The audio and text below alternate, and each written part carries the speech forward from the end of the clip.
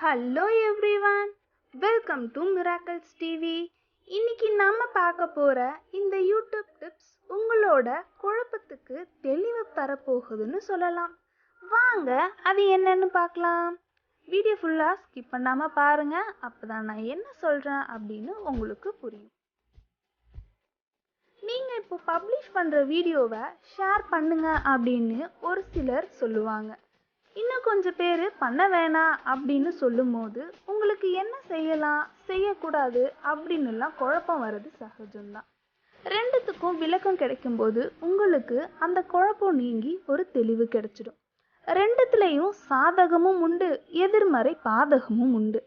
இப்போ உங்கள் சேனல் புதுசு அப்படின்னா ஆரம்பத்தில் உங்கள் வீடியோலாம் சஜஷனில் ரெக்கமெண்ட் ஆகாததுனால வியூஸ்லாம் ரொம்ப கம்மியாக போக சான்சஸ் இருக்குது.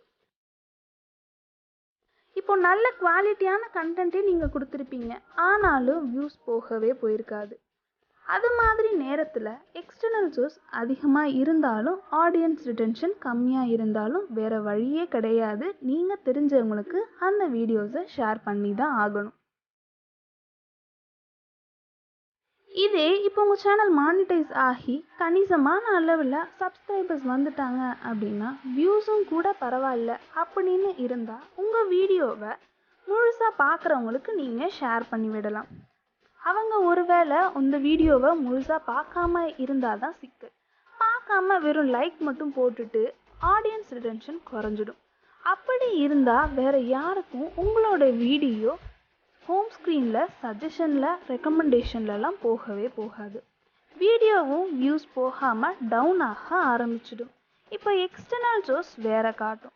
அதுக்கு உங்கள் சேனல் கேட்டகரியில் இருக்கிற குரூப்புக்கு நீங்கள் உங்களோட வீடியோஸ் எல்லாம் ஷேர் பண்ணீங்க அப்படின்னா வியூஸ் அதிகமாக போகிறதுக்கும் இப்போ புதுசாக சப்ஸ்கிரைபர்ஸ் வரத்துக்கும் நிறையாவே சான்சஸ் இருக்குது. இதை நீங்கள் ட்ரை பண்ணி பாருங்கள். இப்படி அதிகமாக நேரம் பார்த்தாலோ அல்லது லைக்கு, கமெண்ட், ஷேர்னு ஏதாவது என்கேஜ்மெண்ட்லேயே அந்த வீடியோ இருந்தாலோ இது நல்ல வீடியோ போல் அப்படின்னு யூடியூப் அல்காரிதம் மற்றவங்களுக்கு சஜஷன் பண்ணும். இதுதான் யூடியூப்போட ஆட்டோமேட்டிக் செட்டிங். இதை பேஸ் பண்ணி நீங்கள் புரிஞ்சிட்டா அப்படின்னா உங்கள் ஷேர் எப்போ பண்ணலாம், எப்படி பண்ணலாம்னு உங்களுக்கே உங்கள் சேனலை பொறுத்து நீங்கள் முடிவு பண்ணிக்கலாம்.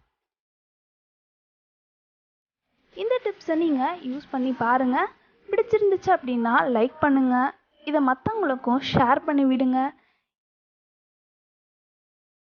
இதை பற்றின டவுட்ஸ் ஏதாவது இருந்தாலோ இல்லை யூடியூப் சம்மந்தமாக டவுட்ஸ் ஏதாவது இருந்தாலோ கண்டிப்பாக கமெண்ட் பாக்ஸில் கமெண்ட் பண்ணுங்கள்.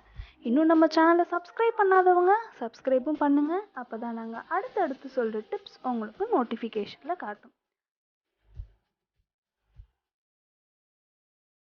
மறுபடியும் வேற ஒரு நல்ல டிப்ஸோட சந்திக்கலாம். பாய். தேங்க்ஸ் ஃபார் வாட்சிங்.